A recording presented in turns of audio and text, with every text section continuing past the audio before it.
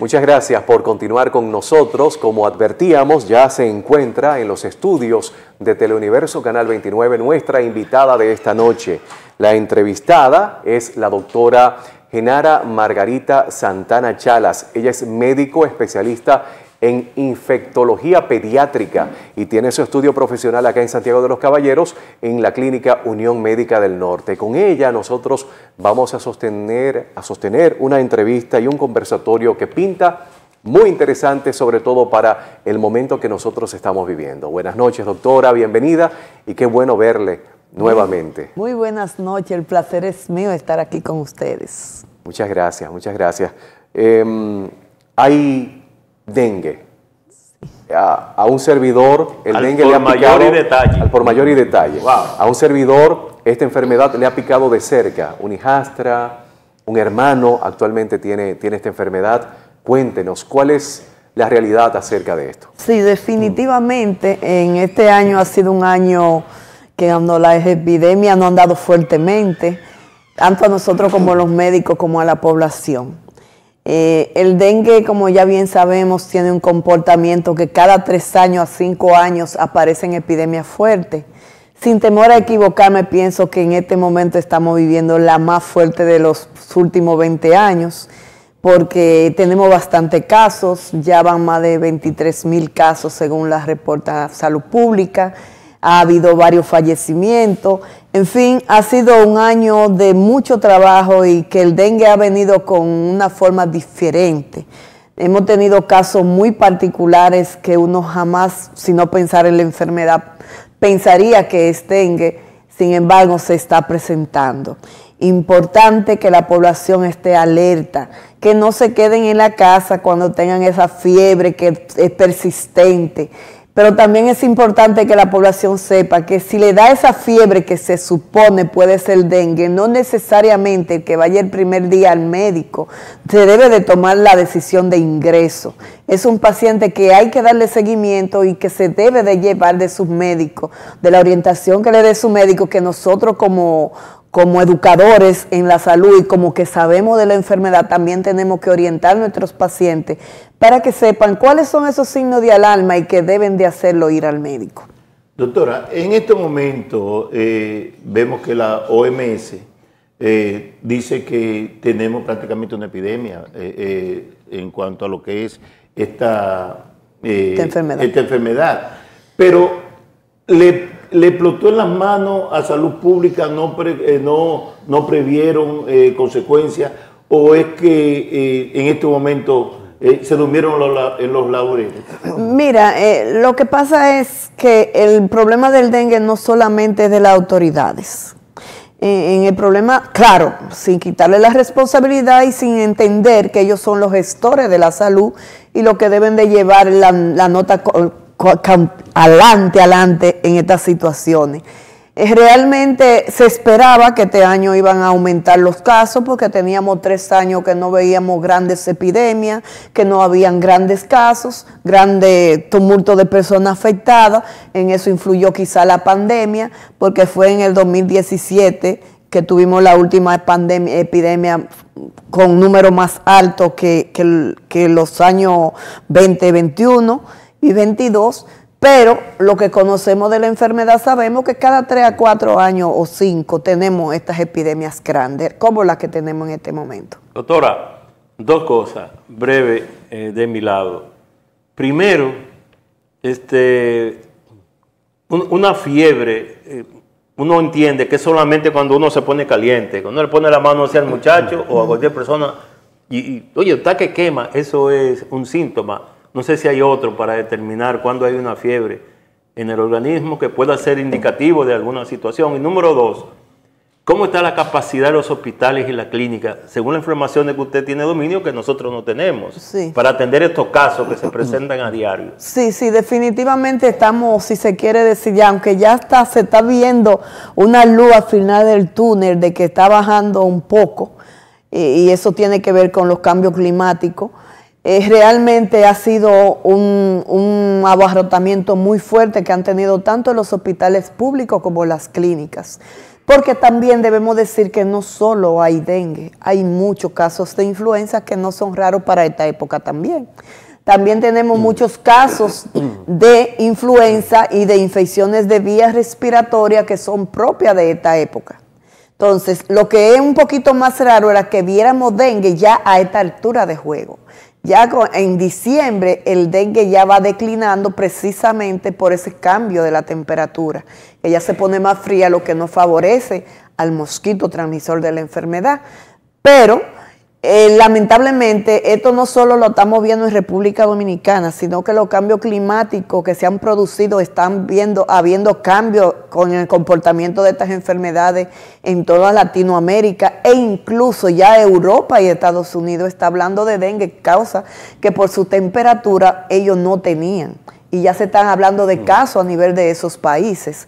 Es decir, que yo pienso que lo que nosotros tenemos que saber, que esta es una enfermedad que va a vivir con nosotros, o que vive con nosotros por el tipo de país que tenemos, por el tipo de clima que tenemos, un país tropical y subtropical, y que lo más importante es que la población entienda que puede ser parte de la solución del problema.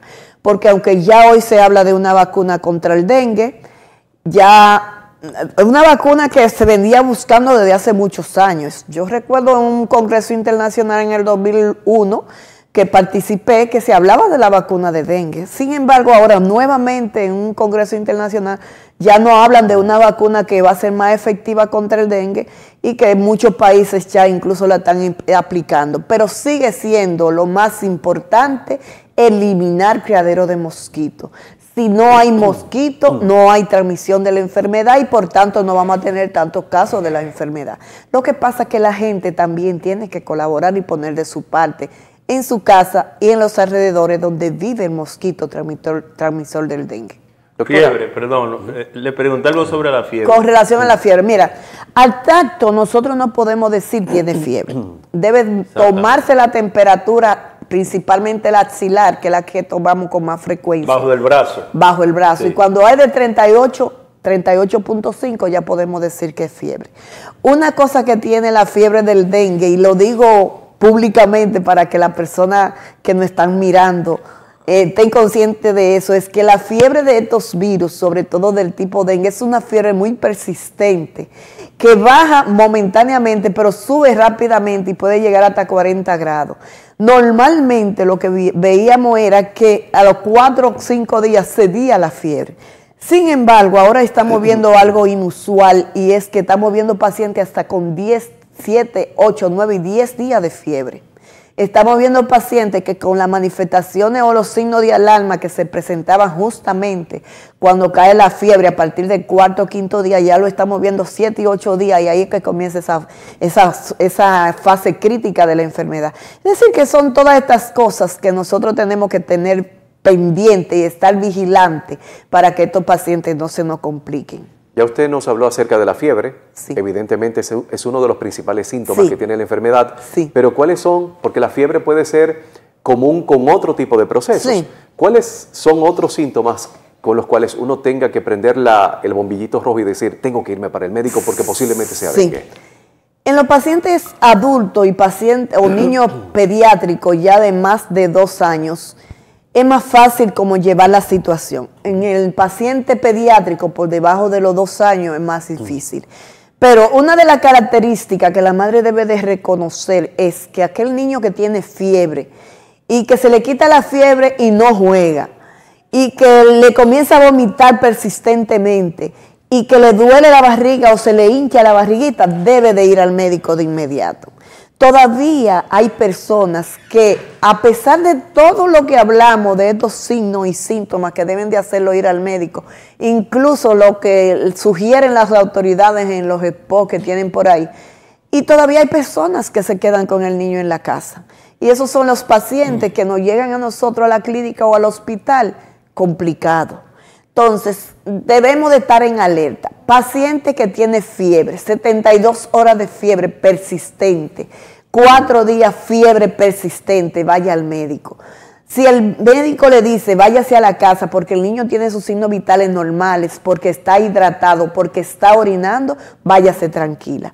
Ahora, si usted llega a su casa, su niño deja de hacer pipí o deja de orinar, le duele la barriga, está que no se mueve mucho y está vomitando persistentemente, vaya al médico de inmediato porque esos son signos de alarma en dengue que te está diciendo que tu paciente se está complicando. Doctora, en este momento hay un protocolo distante a lo que dicen los médicos en cuanto a lo que es la emergencia de los hospitales y muchas veces hasta de la clínica, que es que usted lleva a una persona al hospital, a la emergencia, y le dicen que no, dele acetaminofén, y lo despachan porque no tienen el momento diagnóstico, aunque y dicen que no hay necesidad de mandarle a hacer lo que son la prueba, algo así. Mira, entonces, eso está establecido en el protocolo de manejo, eso es así. El paciente puede ir en un primer momento al médico y si el médico valora y ve que ese niño tiene sus signos vitales estables, está orinando, está hidratado, su presión normal, puede mandarlo a la casa. Lo que sí debe de orientar a esa familia, a esa madre, para que sepa cuáles son esos signos de alarma que la deben de hacer llegar nuevamente a la emergencia. Y debe de orientar a la madre a que hidrate bien su niño con cualquier tipo de solución, llámese suero oral, llámese agua de coco, cualquier líquido que le pueda dar al niño para evitar la deshidratación por la fiebre. Hasta agua. Hasta agua. Ahora, si el paciente está presentando diarrea, que puede ser parte del cuadro, está presentando vómito, entonces no puede quedarse en la casa. O en su defecto, es un paciente que tiene una comorbilidad, llámese, tiene otra enfermedad de base, es diabético, es falsémico, es asmático, tiene problemas renales o cardíacos. Ese es un paciente que no se puede manejar en la casa, debe ser manejado en el hospital o en la clínica si se sospecha de dengue. Pero con esos datos de un futuro fallecido, ya que usted me está dando, con esos datos de un futuro fallecido, si tiene todo ese cuadro bueno, mira, tan amplio. No necesariamente. Si va a tiempo, lo enfocan a tiempo, hacen lo que tienen que hacer a tiempo, llega a la mano de un profesional que esté pendiente de la enfermedad, sale muy bien. Doctora, antes que el muchacho, ¿por qué razón en este momento a la población adulta, que antes no veíamos una población adulta con dengue? Sí. Y ahora una población adulta ahora tiene dengue y ahora están muriendo inclusive de dengue. Sí, mira, definitivamente el comportamiento que en este año hemos visto con el dengue es un comportamiento totalmente inusual. Y recientemente nosotros fuimos parte del equipo que trabajó en el protocolo, en la revisión del protocolo de manejo de dengue. Y realmente hay cosas que no están incluidas en el protocolo que la hemos visto en este momento y que en los próximos años, cuando se vuelva a revisar ese protocolo, deben de incluirse. De hecho, esas han sido una serie de manifestaciones inusuales. Por ejemplo, estamos viendo pacientes que van con 1 y 2 días de fiebre vomitando. Eso no lo veíamos antes, vomitando sangre. Eso no lo veíamos antes. Estamos viendo pacientes que se ponen rojitos como un camarón. Desde el inicio de la enfermedad, eso no lo veíamos tanto antes, pero también estamos viendo pacientes que a los 7 días van como un camarón rojo, eso no lo veíamos antes. Y me he dedicado como una pichona de investigadora que soy. Me he puesto a mandar a hacer pruebas moleculares a algunos de esos pacientes y efectivamente están saliendo con el dengue virus tipo 3, el serotipo 3, que hacía muchos años que no circulaba en el país y como no circulaba en el país, la gente no había estado expuesto, ahora viene la infección con una mayor agresividad y por eso estamos viendo afectando tanto a adultos como niños. Doctora, 2 cosas otra vez de mi lado. Breve también. ¿Pero es mellizo? Sí, yo tengo mellizo. Oiga, doctora, usted dijo ahorita algo que sé que quizá alguna persona la pasa desapercibida y yo no, yo le doy mente. Usted dijo que cada 3 años se da con mayor violencia, con mayor gravedad este tema del dengue. Eso le mete miedo y yo estoy asustado inclusive porque si así es, va a llegar el momento que el dengue va a acabar. No, es que siempre ha sido así. Lo que pasa que... Ha venido empeorando. Sí, no empeorando, sino que en el año que hay poca cantidad de casos, esperamos que para los próximos años van a haber mucho más. Y eso es simple y llanamente porque hay una población que no está expuesta. Entonces, como esa población no está expuesta, entonces cuando vienen esos 3 o 4 años, 5 años, pueden haber muchos más casos. Eso pasó en el 2010, eso pasó en el 2015, pasó en el 2017 y ahora lo estamos viendo en el 2023. Y se agrega a eso el tema de que el calor favorece la reproducción del mosquito. Se agrega a eso los cambios climáticos que ustedes ven, que llueve y hace sol, llueve y hace sol. Y por ejemplo, no era rarísimo nosotros ver que todavía en noviembre tenemos una temperatura, ya gracias a Dios ha cambiado, ya hemos visto que en esta última semana la temperatura está mejor. Pero eso es del lunes en la madrugada. Exactamente. Se ve el frente frío en la pero madrugada. Estamos viendo cómo hace sol y llueve. Hace sol y llueve, eso es lo que me favorece al criadero de mosquitos y que se reproduzca el mosquito y por eso tenemos mayor incidencia de la enfermedad. Y número 2, porque yo dije 2, ¿verdad? Número 2, doctora, yo conozco casos todavía. Eso no importa. Ha habido una debilidad en el Estado con el tema de lo que es la educación para la prevención. La campaña que requiere inversiones para que esto llegue a toda parte del territorio. Pero no, mi pregunta para que usted aproveche ahí es la siguiente.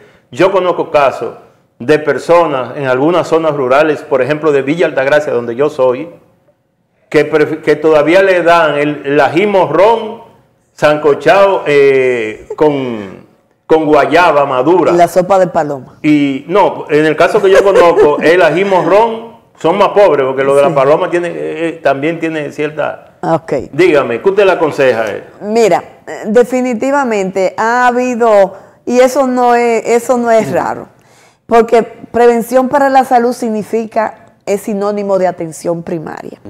Los países que tienen atención primaria es básicamente para prevenir, y eso hace falta en nuestro país.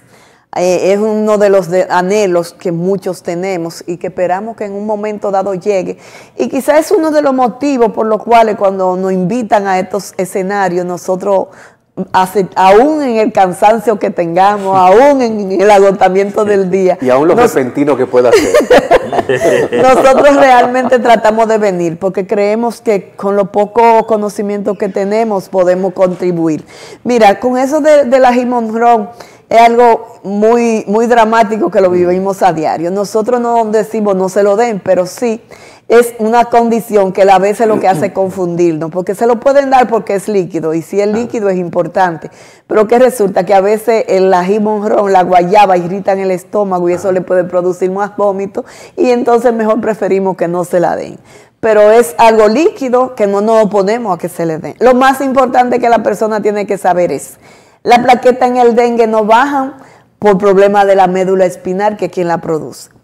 La plaqueta en el dengue baja porque el organismo sabiamente rechaza, o sabia y desfavorable para él, rechaza las plaquetas porque las reconoce como partícula del virus. Por eso, a medida que va pasando la viremia, ya después de 4 a 5 días, las plaquetas comienzan a subir. Sexto, séptimo día comienzan a subir cuando ya el virus va bajando del organismo. ¿Qué se produce fisiopatológicamente en el cuerpo? Hay una exageración de citoquinas, que son unos elementos de nuestro sistema de defensa, que se van a alterar con el dengue y son las responsables de todas esas complicaciones que se producen en la enfermedad. Pero, como lo dice la definición de la enfermedad, es una enfermedad autolimitada por el organismo. Todo lo que se altera con el virus del dengue, el organismo es capaz de un periodo de tiempo de 7 a 9 días volverlo a su lugar sin tomar ninguna medida. Ahora, ¿cuáles son esas cosas que nosotros como médicos debemos de tener pendiente para tratar de que ese paciente no se nos complique? Los signos de alarma. ¿Y cuáles son esas cosas? Lo que yo le digo a mis estudiantes en la universidad: el manejo del dengue en el 4º y 5º día es enzimático, encima del paciente. Por eso, lo que somos especialistas en el área, que tenemos la gran responsabilidad de que cuando nos mandan ese paciente donde nosotros cree el familiar que viene, que nosotros no nos puede pasar nada, no agotamos porque el tratamiento es encima del paciente. Y una de las cosas que ahora lo hemos hecho con mucha gallardía es que lo estamos manejando en equipo y así no agotamos menos, tanto en el hospital como en la clínica. Doctora, ¿es cierto que hay uno de los días que es crítico y es necesaria la observación permanente del paciente? Sí, ese es el momento enzimático. Justamente cuando cae la fiebre, cuarto a quinto día, ahí es la fase crítica, donde el paciente se puede descompensar y donde el paciente puede exacerbar más esos síntomas como la distensión abdominal, el dolor abdominal, que es otra cosa importante que la población tiene que tener en cuenta. No es que me dio un dolor de barriga y me pasó, no. Es que se le hincha la barriga porque tiene líquido dentro, porque sale líquido de los vasos sanguíneos y va a los espacios extravasculares, se exacerba mucho, se inflama mucho toda esa área del intestino y por eso es ese dolor persistente que hasta que no pase esas 48 horas de fase crítica, ese paciente va a tener ese dolor, aunque se le dé lo que se le dé. Pero lo más importante es cuando van pasando esas 48 horas que ya el paciente comienza a querer comer, ya el paciente se siente mejor, ya el paciente dice que le pique el cuerpo y es porque ya el virus está saliendo del organismo, porque ya el paciente está mejorando sus condiciones clínicas y ahí es cuando nosotros tenemos el respiro. Doctora, hay una situación también que trae confusión, porque muchas veces se dice que tiene el virus de la chikungunya, que tiene virus de lo que es el dengue, que tiene virus de... O sea, que muchas veces hay una confusión en la población y una confusión en lo que pueda sentir el paciente. Realmente, ¿cuál es la diferencia que existe entre la chikungunya, el dengue y otros virus? Mira, las 3 enfermedades son transmitidas por mosquito. Y las 3 enfermedades tienen algunas características comunes, pero una de las características principales en el dengue es que baja plaqueta, puede haber líquido fuera del espacio extravascular que no hay en el chikungunya ni hay en el Zika. En el Zika básicamente hay mucha fiebre, hay conjuntivitis y hay mucho eritema. El cuerpo se le pone rojo a los pacientes también. Pero las plaquetas no bajan tanto tampoco como en el dengue. En el dengue podemos tener hasta 10.000 plaquetas. Y van a subir solas a medida que van pasando los días. En el chikungunya, lo más característico, y eso fue de película que lo vivió todo el mundo en el 2015 y todo el mundo puede identificar un chikungunya, son los dolores articulares. Hay fiebre muy alta y esos dolores articulares que no le permiten doblarse derecho, estar derecho, que tiene uno que estar doblado, eso es característico del chikungunya. Es decir, que tenemos signos y síntomas que son propios de cada enfermedad que nos ayuda a distinguirlo. Doctora, ¿hay datos acerca de la cantidad de personas fallecidas por este proceso en esta temporada? Bueno, los últimos datos que dieron las autoridades era que había más de 20 personas fallecidas. Hay que tener en cuenta también, y es importante que se sepa, que aunque una persona se diga murió de dengue, si no hay una auditoría que diga esto fue un dengue por todo el estudio que se le haga al expediente y todas las pruebas y todo lo demás, no se puede categorizar de que fue muerte por dengue, que son muertes que deben de ser auditadas por el Ministerio de Salud Pública y quizá por eso ellos tendrán, qué sé yo, retraso o para decir cuántos casos, pero realmente porque una persona se muera sin tener una prueba, no necesariamente podemos decir que es dengue, aunque haya la sospecha. Doctora Margarita Santana, hay una pregunta que no puede faltar en esta entrevista tan interesante, donde usted ha hecho de nuevo una demostración de pedagogía que hace falta aquí en los profesionales. Fue una cátedra que vino. Claro, sí, una cátedra. No, y que enseña a la gente qué hacer, sobre todo, y cómo. Usted da clase, ¿verdad? Sí. ¿Dónde? Yo doy infectología en la Autónoma. En la Autónoma. En la base, claro. ok. Aquí en el recinto Santiago. En el recinto Santiago. Qué bien, excelente. Mire, mi pregunta es la siguiente, no puede faltar, y es de mucho interés para que la gente le ponga atención a esto. A cualquiera le da dengue una vez, a cualquiera de nosotros, un niño, una vez, pero eso no lo libra de que le dé de nuevo. Sí. Y entonces, ¿cuál es la realidad? Si vuelve otra vez el fuñón mosquito y pica de nuevo, ¿qué pasa? Esa es una diferencia de Zika y chikungunya que solo da una vez. porque solo es un solo serotipo, valga la redundancia. Sí. Hay un solo serotipo. En el dengue en la chikungunya. En el Zika y chikungunya. En el dengue hay 4 serotipos. Por tanto, tenemos 4 momentos en el cual podemos ser afectadas. Porque deja inmunidad para serotipos específicos. Si me da a tipo 1, no me repite a tipo 1, pero me puede dar 2, 3 y 4. ¿Y qué pasa en la gravedad? La gravedad es mayor cuando me expongo a un segundo serotipo o en un segundo momento. Porque el organismo tiene una defensa y pelea fuertemente con ese segundo serotipo que se expuso, entonces la agresividad es mayor para el paciente.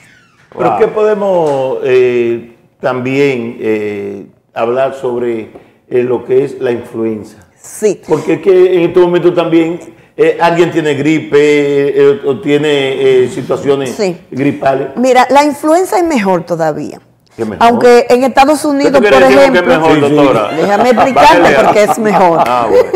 En Estados Unidos, por ejemplo, se mueren muchas personas de influenza, pero en Estados Unidos todos los años ponen la vacuna a niños, adultos y todo el que quiera irse a vacunar contra la influenza. Eso está sucediendo en República Dominicana. Y eso tenemos que darle un voto de confianza a las autoridades, porque yo me sorprendí cuando mi esposo me llama. Cerca de mi oficina están poniendo la influenza. ¿Puedo irmelo a poner en el parque de Villa Olga? Digo yo, pero fenómeno.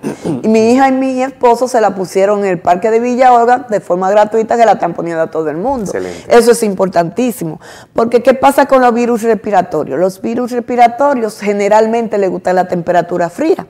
Y por eso a partir de octubre, noviembre, diciembre comienza la época de la influenza, pero en ese mismo momento llega la vacuna de la influenza.